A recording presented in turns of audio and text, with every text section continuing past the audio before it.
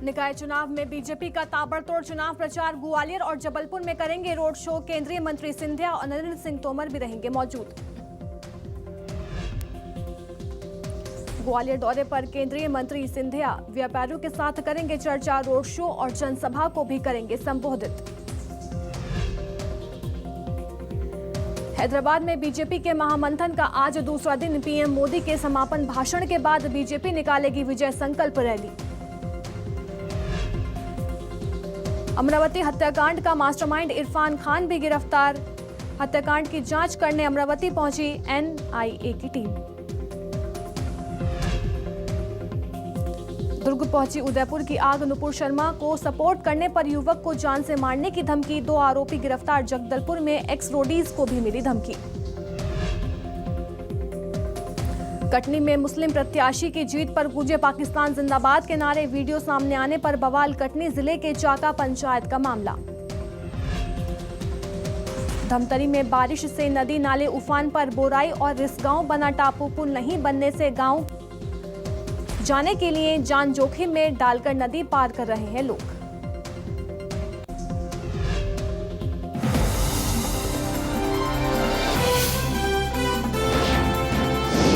News 24 Madhya Pradesh Chhattisgarh, आपकी बात सच के साथ। नमस्कार, मैं लीशा और आप देख रहे हैं न्यूज़ 24 मध्य प्रदेश छत्तीसगढ़। रुक करते हैं बड़ी खबर का। खबर कोरिया से है, जहां सीएम भूपेश बघेल का आज कोरिया दौरा है। बताते ग्राम पोंडी में लोगों से भेंट मुलाकात करेंगे, तो वहीं पटना में भी जनता को जो लगातार है समस्याएं सुनी जाएंगी। बैकुंठपुर में आदिवासी सम्मेलन में भी सीएम भूपेश बघेल शामिल होने वाले हैं। तो साथ ही साथ जनप्रतिनिधियों से मुलाकात करते हुए सीएम भूपेश बघेल नजर आएंगे। तो लगातार सीएम भूपेश बघेल का भेंट मुलाकात कार्यक्रम जारी है। सभी 90 विधानसभाओं में भेंट मुलाकात कर लोगों की समस्याएं जानेंगे और साथ ही साथ समस्याओं का हल करते हुए भी नजर आ रहे हैं।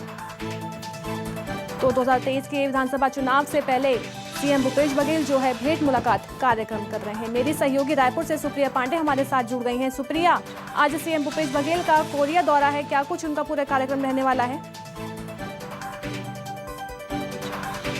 बिल्कुल अलीशा, देखिए मुख्यमंत्री भूपेश बघेल एक बार फिर से कोरिया दौरे पर जाने वाले हैं। इससे पहले भी मुख्यमंत्री भूपेश बघेल कोरिया दौरे पर गए थे, लेकिन प्रदेश में कांग्रेस कार्यकारिणी की जो बैठक थी वो राजीव भवन में आयोजित थी, जिसके लिए तमाम जो बड़े नेता हैं वो भी शामिल हुए थे। इसके लिए सीएम को वापस आना पड़ा था और अब से मतलब आज से फिर से मुख्यमंत्री भूपेश बघेल का दोबारा कोरिया दौरा है।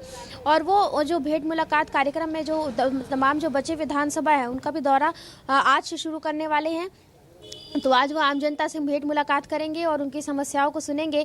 इसके बाद आदिवासी सम्मेलन है, उसमें भी मुख्यमंत्री भूपेश बघेल हिस्सा लेंगे। इसके अलावा भी अन्य कार्यक्रम है, उसमें भी मुख्यमंत्री भूपेश बघेल शामिल होंगे। जैसे जैसे मुख्यमंत्री भूपेश बघेल बैठक ले रहे हैं, आम जनता से चर्चा कर रहे हैं, अधिकारियों से चर्चा कर रहे हैं, तो वहाँ पर आम जनता की समस्याओं का निराकरण हम देख रहे हैं कि तत्काल प्रभाव से हो रहा है। यदि कोई व्यक्ति परेशान है और वो मुख्यमंत्री से गुहार लगाता है कि उसकी परेशानी सुनी जाए, उसकी समस्याओं का निदान नहीं हो रहा है, तो ऐसे में मुख्यमंत्री भूपेश बघेल उनकी समस्याओं को तत्काल सुनते हैं और उसके बाद अधिकारियों को उसकी समस्या को दूर करने के निर्देश भी देते हैं। तो यहाँ पर लगातार जो सकारात्मक प्रक्रिया है, सकारात्मक जो प्रतिक्रिया है वो आम जनता की निकलकर सामने आ रही है, जिससे कि मुख्यमंत्री भूपेश बघेल का जो दौरा है वो सार्थक साबित हो रहा है। और विधानसभा 2023 की चुनावी तैयारियों से पहले मुख्यमंत्री भूपेश बघेल पूरे प्रदेश भर में जाकर पूरे प्रदेश भर की योजनाओं में किस तरीके से जो लागू किया जा रहा है, किस तरीके से योजनाओं का क्रियान्वयन किया जा रहा है, ये तमाम बातों को जानने के लिए पूरे प्रदेश भर के 90 विधानसभा क्षेत्र का दौरा हम देख रहे हैं लगातार सीएम भूपेश बघेल जो है वो भेंट मुलाकात कार्यक्रम में व्यस्त नजर आ रहे हैं, लोगों की समस्याएं जान रहे हैं। लेकिन किस तरह का संदेश देने की कोशिश की जा रही है सीएम भूपेश बघेल की तरफ से? बिल्कुल, देखिए भेंट मुलाकात कार्यक्रम के तहत मुख्यमंत्री भूपेश बघेल का ये संदेश है कि वो एक बड़े नेता है। भले ऐसा देखा जाता है कि आमतौर पर मुख्यमंत्री है तो वो आम जनता से नहीं मिल पाते हैं, आम जनता उनसे मिलने के लिए काफ़ी ज़्यादा कयास लगाते हैं, उसके बाद भी आम जनता उनसे मिल नहीं पाती। तो ऐसे में मुख्यमंत्री खुद आम जनता के बीच में जा रहे हैं कि आपके प्रदेश के जो नेता हैं वो खुद आपसे रूबरू हो रहे हैं, आपकी समस्याओं को सुन रहे हैं। यानी कि मुख्यमंत्री भूपेश बघेल एक सरल स्वभाव के नेता के रूप में जाने जाते चाहते हैं और ऐसे में वो आम जनता से भेंट मुलाकात कर रहे हैं। तो वो आम जनता को भी आश्वासन दे रहे हैं कि जब आपके राज्य में जब मुख्यमंत्री भूपेश बघेल हैं और आपसे मुलाकात करेंगे तो आपकी समस्याओं का जो निदान है वो ज़रूर होगा। इस तरीके से संदेश मतलब मुख्यमंत्री भूपेश बघेल दे रहे हैं कि एक जनप्रतिनिधि को ज़मीन से जुड़ा हुआ भी होना चाहिए, आम जनता से मुलाकात भी करना चाहिए और उनकी समस्याओं को भी सुनना चाहिए, क्योंकि वो राज्य का मुखिया होता है और ऐसे में आम जनता उनसे मिल नहीं पाती। तो ऐसे में मुख्यमंत्री भूपेश बघेल खुद आम जनता से मिल रहे हैं और वो आम जनता की समस्याओं को खुद से ही सुन रहे हैं, ताकि किसी भी तरह की यदि कोई गड़बड़ी है तो वो भी उजागर हो सके। यदि कोई अधिकारी किसी भी क्षेत्र में लापरवाही कर रहा है तो उस पर भी कार्रवाई की जा सके। नजर आ रहे हैं। सुप्रिया हमारे साथ बने रहिए, आगे भी आपसे खबरों पर लगातार अपडेट हम देते रहेंगे। रुख करते हैं एक और बड़ी खबर का, जहां छत्तीसगढ़ में कोरोना ने फिर टेंशन बढ़ा दी है। 24 घंटे में 161 नए मरीज सामने आए हैं। दुर्ग में 37 तो रायपुर में 29 मरीज मिले हैं। बता दें पॉजिटिविटी दर 1.39% हो गया है। तो प्रदेश में एक्टिव मरीजों की संख्या 1040 पहुंच गई है। तो एक तरह से कोरोना ने फिर टेंशन बढ़ा दी है। छत्तीसगढ़ में 161 मामले सामने आए हैं 24 घंटे में। तो अगर हम प्रदेश में एक्टिव मरीजों की संख्या की बात करें तो 1040 एक्टिव केसेस हो चुके हैं।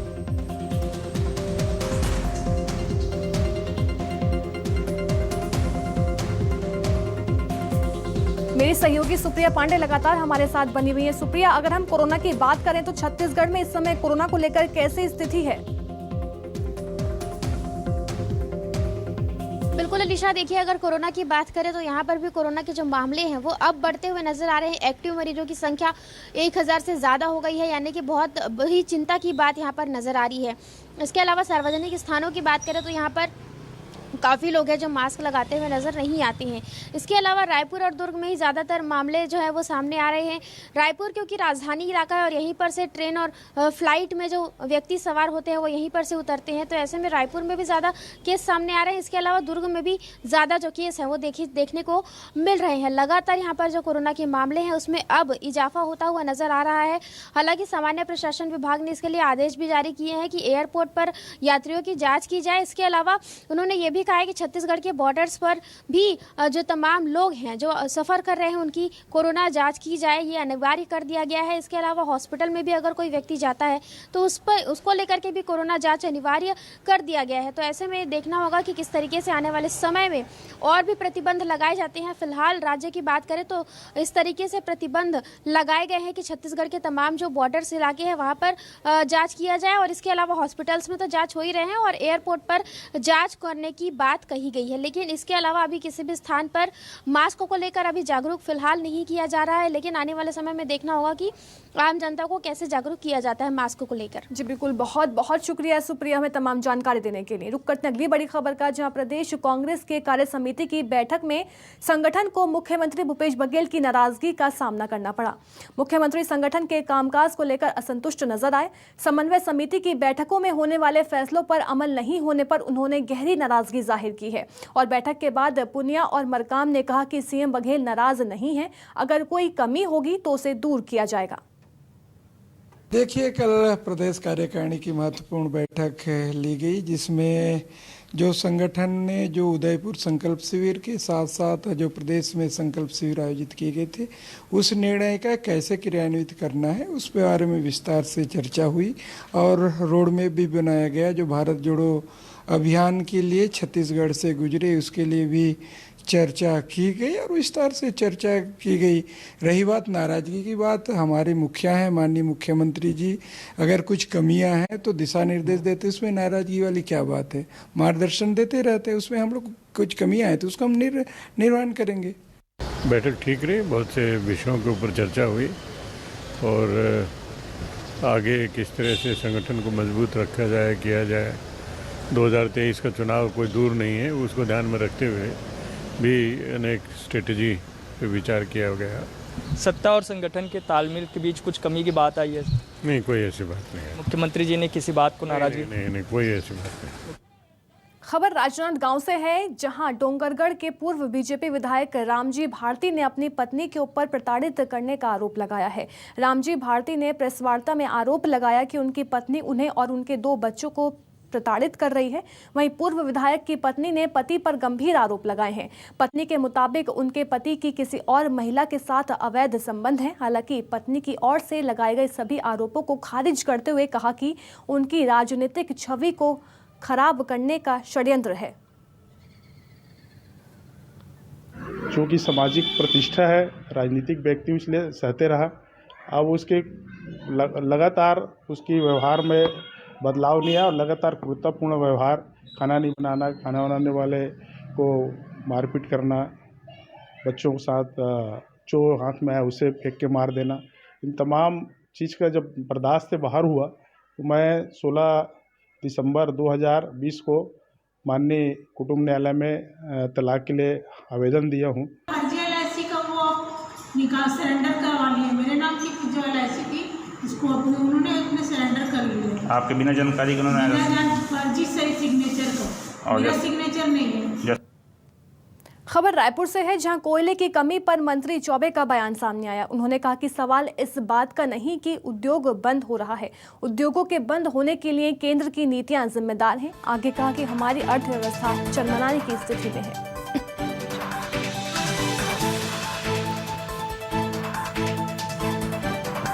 उन्होंने कहा कि हमारी अर्थव्यवस्था चरमराने की स्थिति में है। तो रविंद्र चौबे का कोयले की कमी को लेकर बयान सामने आया।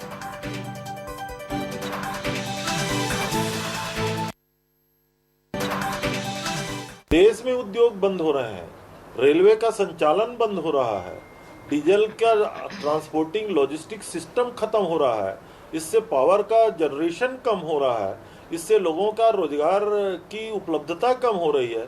कोयला से ही तो ऊर्जा से ही अन्य सारे स्रोत जुड़े हुए हैं और केवल छत्तीसगढ़ में नहीं, ये आने वाले समय में जिस तरीके से पाकिस्तान और श्रीलंका में दिखाई दे रहा है, आदरणीय प्रधानमंत्री मोदी जी और भारतीय जनता पार्टी की नीतियों के चलते मैं ऐसा समझता हूँ हिंदुस्तान भी उसी दिशा में आगे बढ़ रहा है। समय रहते इसको नियंत्रित किया जाना चाहिए। खबर दंतेवाड़ा से है, जहां एक्स रोडीज को जान से मारने की धमकी दी गई है। निहारिका तिवारी ने उदयपुर घटना की निंदा की थी, जिसके बाद उन्हें धमकी दी गई है। निहारिका तिवारी से इंस्टाग्राम यूजर्स बोले कि अब तेरी बारी है। दुर्ग में युवक को धमकी दी गई थी और 2 आरोपी हालांकि इस पूरे मामले को लेकर गिरफ्तार कर लिए गए हैं। निहारिका तिवारी ने उदयपुर की घटना को लेकर निंदा की थी, जिसके बाद उन्हें धमकी मिली है। खुलेआम मर्डर हो रहा है यहाँ पर और हमारे प्रधानमंत्री को धमकी दी जा रही है। क्या ये सही है? क्या हम हिंदू कभी जाके शिव जी का नाम लेके हम किसी का गला काटते हैं? नहीं काटते हैं। कभी ये सुनने में आया है कि हिंदू ने किसी का मर्डर कर दिया शिव जी के लिए? नहीं किया। ऐसा कुछ भी नहीं होता है। और हमारे शिवलिंग का मजाक उड़ेगा तो हमें भी गुस्सा आएगा। ओके, नुपुर को सस्पेंड कर दिया गया, पर उनका क्या जिन्होंने हमारे शिव जी के बोला? उनके ऊपर भी एक्शन होना चाहिए। उदयपुर घटना के बाद अब दुर्ग में भी धमकी का मामला सामने आया है। नुपुर शर्मा के समर्थन में पोस्ट करने पर धमकी दी गई है। आरोपी ने सोशल मीडिया पर जान से मारने की धमकी दी है। बता दें, धमकी मिलने की शिकायत के बाद एक्शन में दुर्ग पुलिस आ गई है और पुलिस ने 2 आरोपियों को गिरफ्तार कर लिया है। पूछताछ में दोनों आरोपियों ने अपना जुर्म भी कबूल कर लिया है।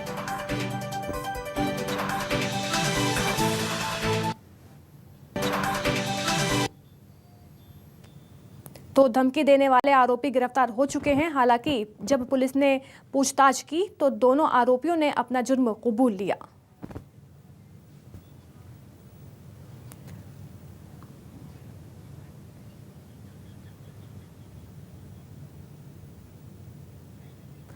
उदयपुर की घटना के बाद लगातार धमकियां मिल रही हैं। हालांकि इसके बाद दुर्ग पुलिस जो है वो एक्शन मोड में नजर आ गई है। दुर्ग पुलिस ने 2 आरोपियों को गिरफ्तार कर लिया। कन्हैयालाल की हत्या के विरोध में छत्तीसगढ़ में बंद का आह्वान किया गया है। विश्व हिंदू परिषद और बजरंग दल के इस बंद को व्यापारियों और भारतीय जनता पार्टी ने समर्थन दिया है। विहिप और बजरंग दल के कार्यकर्ता सुबह से सड़कों पर बंद को सफल बनाने भी निकले। प्रदेश में हालात ना बिगड़े, इसे देखते हुए पुलिस अलर्ट मोड पर थी और रायपुर में 500 से ज्यादा पुलिस अधिकारी और कर्मचारी तैनात किए गए हैं। और बता दें कि हर थाना क्षेत्र में पेट्रोलिंग बढ़ा दी गई है। आपकी टीवी स्क्रीन पर 4 जगह की तस्वीरें हैं जहां पर वीएचपी और बजरंग दल के कार्यकर्ताओं ने विरोध किया। रायपुर राजनांदगांव कवर्धा महासमुंद की तस्वीरें हैं जहां पर वीएचपी और बजरंग दल ने विरोध किया है। तो वहीं बंद को लेकर बीजेपी कांग्रेस में अब सियासत शुरू हो गई है। संजय श्रीवास्तव ने कहा कि कांग्रेस सांप्रदायिक ताकतों के साथ है, तो वहीं दूसरी तरफ कांग्रेस नेता सुशील आनंद शुक्ला ने कहा कि बीजेपी उदयपुर घटना पर सियासत कर रही है। देखिए, मजहबी आतंकवाद और पाकिस्तान आतंकवाद से प्रेरित जिस आतंकवाद ने कन्हैया की हत्या की है, आज उसके विरोध में पूरा छत्तीसगढ़ और पूरा रायपुर शहर बंद है। जो आवश्यक सुविधाएं आम जनता को लगती है, चाहे दूध की हो चाहे दवाई की, हमने इस पर छूट कहा है कि वो दुकानें बंद नहीं होंगी। लेकिन आज छत्तीसगढ़ की सरकार इतनी बेशर्म सरकार है कि आज दारू दुकान खुल रहे हैं। आज कम से कम एक दिन दारू दुकान उस कन्हैया को श्रद्धांजलि देने के लिए सरकार में इतनी नैतिकता नहीं है कि उसको बंद करे। आज हमारे लोगों को जाकर दारू को दुकान को बंद करना पड़ रहा है। उदयपुर की घटना का जितना हो सके इसको प्रचार प्रसार नहीं किया जाना चाहिए, लेकिन यह दुर्भाग्यजनक है कि भारतीय जनता पार्टी इस घटना के आधार पर अब राजनीतिक रोटी सेकने का काम कर रही है। अब बंद के दौरान भारतीय जनता पार्टी के कार्यकर्ता, आरएसएस के कार्यकर्ता और विश्व हिंदू परिषद के कार्यकर्ता जिस प्रकार का अतिवादी आचरण कर रहे हैं, वह देश की गंगा जमनी संस्कृति के खिलाफ है। कांग्रेस पार्टी इसकी निंदा करती है और यह बहुत ही जिस प्रकार से दुकानदारों को जबरिया बंद करने की कोशिश की जा रही है, वह गलत। खबर रायगढ़ से है जहां पुलिस को बड़ी सफलता मिली है। बता दें, पुलिस ने इंटरस्टेट 2 ठग को गिरफ्तार कर लिया है। बता दें, आरोपी अमितेश ने बीटेक की पढ़ाई की है और वो लेबर किस्म के लोगों के नाम से जारी सिम का उपयोग करके बिना बयास के लोन का झांसा देता था। आरोपी ने 2019 से 21 तक धर्मजयगढ़ नाम से शिक्षक को लोन दिलाने के नाम पर 29 लाख रुपए की ठगी की थी, जिसके बाद पीड़ित ने ठगी की सूचना पुलिस को दी और पुलिस ने आरोपी को गिरफ्तार कर लिया।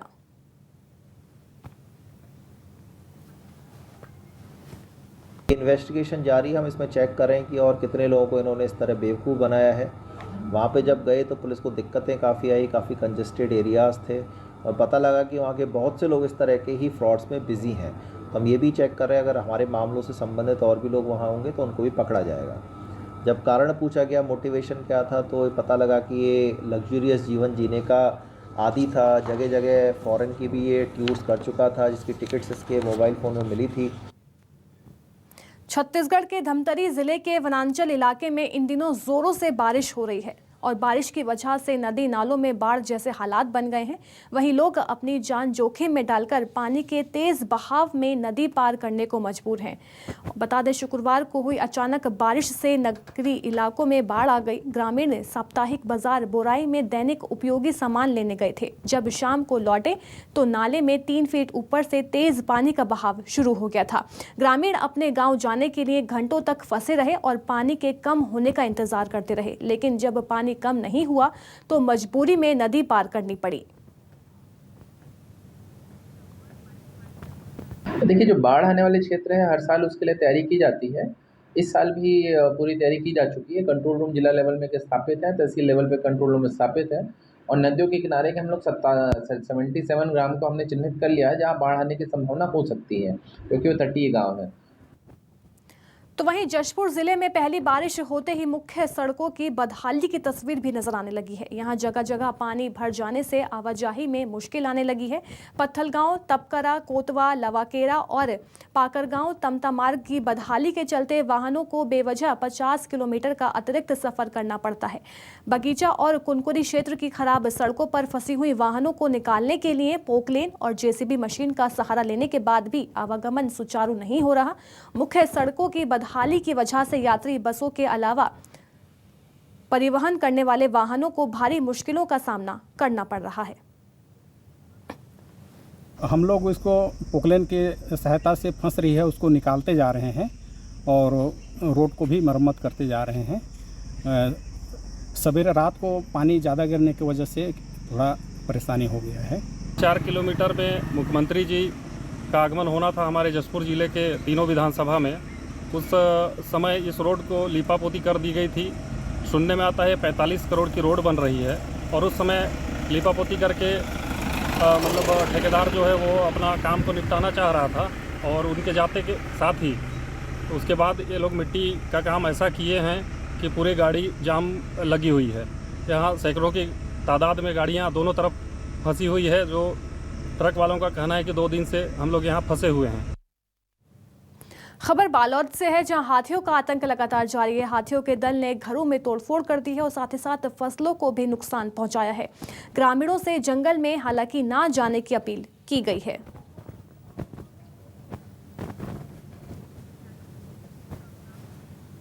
खबर अंबिकापुर से है, जहां मणिपुर चौकी क्षेत्र में भालू का आतंक देखने को मिला। जंगल से निकलकर रिहायशी इलाके में भालू आ गया और भालू को देख जान बचाने के लिए लोग भागते हुए नजर आए। सोशल मीडिया पर अब तेजी से ये तस्वीरें वायरल हो रही हैं और वन विभाग की टीम मौके पर पहुंची है। तो देखिए किस तरह से जंगल से भागकर भालू रिहायशी इलाके में घुस गया और जान बचाने के लिए लोग यहां से वहां दौड़ते हुए नजर आए। खबर जांजगीर चांपा से है, जहां नगरदा कुर्दा गांव के एक घर में 12 सांप मिलने से अफरा तफरी मच गई। घर में सांप मिलने के बाद लोगों ने इसकी जानकारी वन विभाग को दी और घर के उस कमरे को बंद कर दिया गया था, जिसके बाद वन विभाग की टीम मौके पर पहुंची और 8 घंटे की कड़ी मशक्कत के बाद 12 नाग के बच्चों का रेस्क्यू किया गया। बता दें, इस दौरान सांप को देखने के लिए ग्रामीणों का जमावड़ा लग गया। वहीं सांप के रेस्क्यू के बाद घर वालों ने राहत की सांस ली।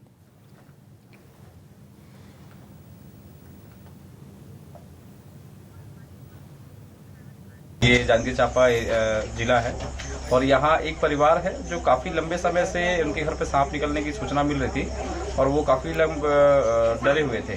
तो उनके कुछ रिलेटिव, उनके परिवार वाले हमारे कोरबा रहते हैं, उनके माध्यम से मुझे सूचना मिली और सूचना के उपरांत मैंने उनको बोला कि भाई सांप को भी फिलहाल किसी प्रकार का उसको मारना नहीं है और उसको बैठे रहने देना है। चलिए फिलहाल के लिए बस इतना ही। बने रहिए न्यूज़ 24 मध्य प्रदेश छत्तीसगढ़ के साथ।